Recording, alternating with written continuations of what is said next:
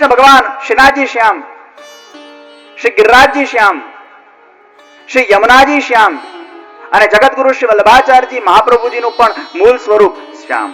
ભલે ચિત્રોના અંદર ગૌરવર્ણ છે, પણ મહાપ્રભુજી કા મૂળ સ્વરૂપ શ્યામ. આ ચારે મુખ્ય સ્વરૂપોએ શ્યામ રંગને ધારણ કર્યા છે. પ્રેમ, આનંદ અને વિરહ. પરમાત્મા એ પ્રેમના સાગર છે, આનંદના સાગર છે, વિરહના સાગર છે. ત્રણ तत्वों सम्मिश्रण है, इसलिए भगवान श्याम है लेकिन फिर भी सुंदर है. और इतने सुंदर है, परमात्मा એટલા બધા સુંદર છે, શ્યામ હોઈને પણ બ્લેક બ્યુટી છે. જે કદાચ ગોરા લોકો પણ એટલા સુંદર ન થઈ શકતા હોય, એટલાથી પણ વધારે અનેક કોટી સુંદર અમારા એ શ્યામ સુંદર કૃષ્ણ છે. સુંદરમાં સુંદર રૂપને ધારણ કર્યું છે, એ રસવાળું રૂપને ધારણ કર્યું છે. અને એ રૂપવાળા કૃષ્ણ ભગવાન હજારો લાખો ઘરોમાં બિરાજમાન હોય છે, પણ એ રૂપને દર્શન કર્યા પછી કોઈના પણ અંદર એ રસની ઉત્પત્તિ થાય છે ખરી? તમે અગ્નિ પાસે બેસો તો તમને ગરમાટો મળે, તમે એર કન્ડિશન પાસે બેસો તો તમને ઠંડક મળે, પણ તમે કૃષ્ણ પાસે જ્યારે તમારા ઘરે બેસો છો ત્યારે આનંદ મળે છે. જ્યારે સાક્ષાત આનંદની મૂર્તિ, સાક્ષાત પરમાનંદની મૂર્તિ કૃષ્ણ ભગવાન એ સાક્ષાત સ્વરૂપે આપણા ઘરે જ્યારે બિરાજમાન હોય, અનેક ઘરોના અંદર બિરાજમાન હોય, ઉનકે સાमने जाके क्या आनंद मिलता है?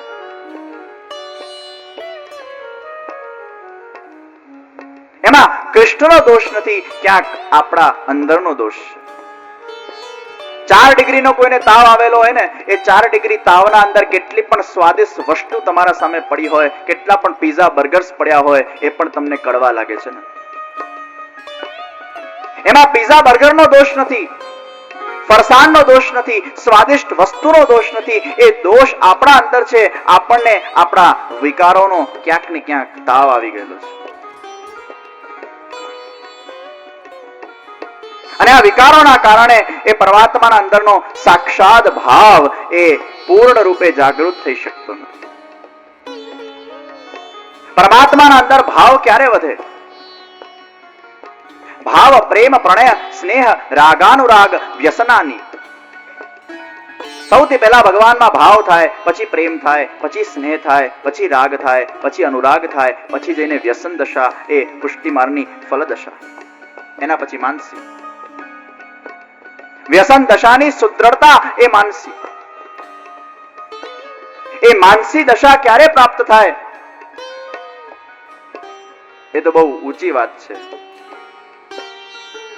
આ ભાવ ઉત્પન્ન થવો અને ભાવ પછી પ્રેમ. પ્રેમના સુંદર લક્ષણો બતાડવામાં આવ્યા. અનુભવ રૂપમ એ પ્રેમ છે, અવિચ્છિન્નમ એ પ્રેમ છે, કામના રહિતમ એ પ્રેમ છે, પ્રતિક્ષણ વર્ધમાનમ એ પ્રેમ છે. સૂક્ષ્મતરમ, બહુ સૂક્ષ્મ છે. પ્રેમની જો એક્ચ્યુઅલ વ્યાખ્યા કરવી હોય તો પ્રેમ એટલે જે પ્રતિક્ષણ વધે છે એ પ્રેમ છે, જે પ્રતિક્ષણ ઘટતો જાય છે એ પ્રેમ નથી. આજે સમાજના અંદર બહુ ઓછા મનુષ્ય કદાચ સાચો પ્રેમ કરી શકતા હશે. True love, it always increases, it does not decreases. સાચો પ્રેમ એ હંમેશા વધે છે. આજના મોટા ભાગના લોકોને સૌથી પહેલા આકર્ષણ થતું હોય છે, અને એ આકર્ષણને જ્યારે પ્રાપ્ત કરી લે છે ત્યારે એ વસ્તુની મહત્તા રહેતી નથી, પછી ગૌણ થઈ જાય છે અને ઘર કી મુર્ગી દાલ બરાબર હો જાતી. પ્રેમ જો વધતો ના હોય એ સાચો પ્રેમ કઈ રીતે કહી શકાય? પ્રેમ ઘટતો જાય છે, લૌકિકના અંદર પણ અને અલૌકિકના અંદર પણ. ભગવાન માટેનો ભાવ વધવાના બદલે ઘટતો જાય, પ્રેમ વધવાના બદલે ઘટતો જાય. અવિચ્છિન્નમ, એના ભાગલા નથી પડાતા. આ જીવનના અંદર એક જ વ્યક્તિથી પ્રેમ થઈ શકે અને એ 100% થઈ શકે, એ 10% થતો નથી.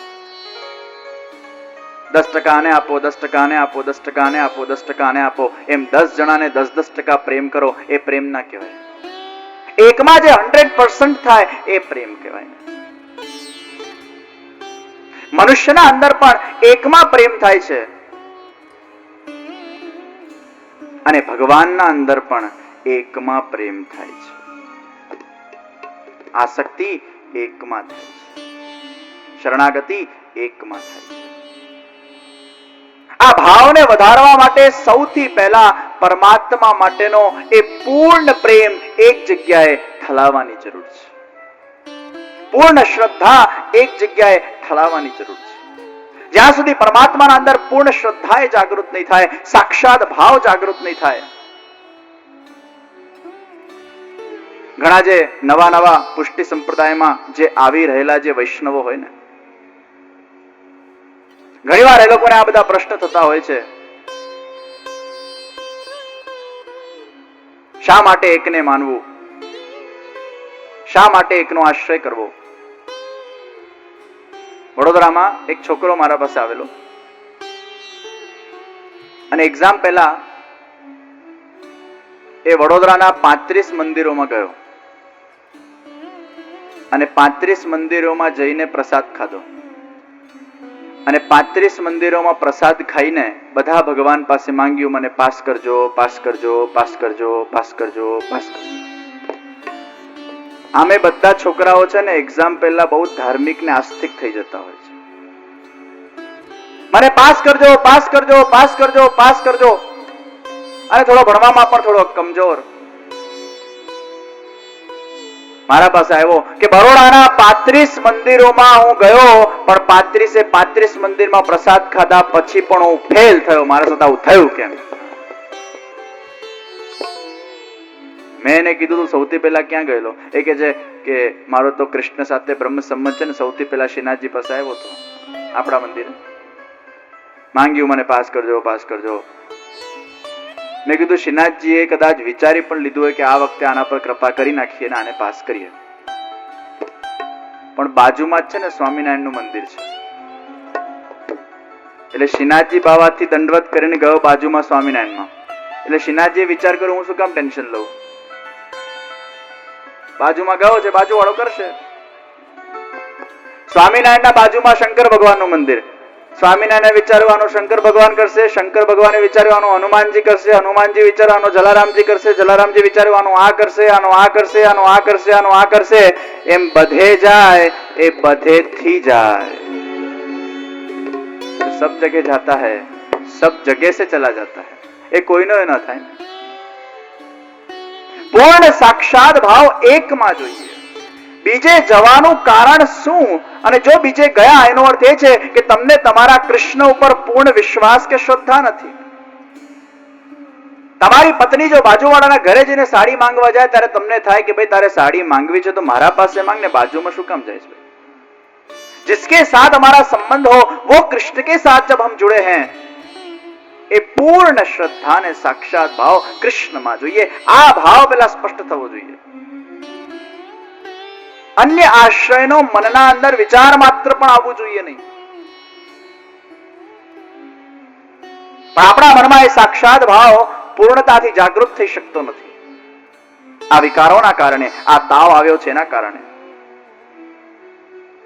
આપણે શું માનીએ છીએ?